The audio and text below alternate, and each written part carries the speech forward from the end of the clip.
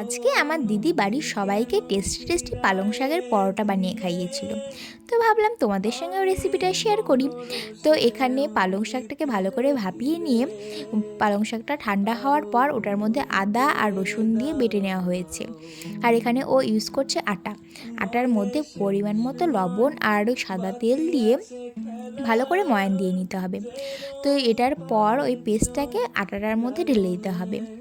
তো এটাকে ভালো করে কিন্তু মেখে নিতে হবে, আর প্রয়োজন পড়লে তোমরা একটু জলও অ্যাড করতে পারো।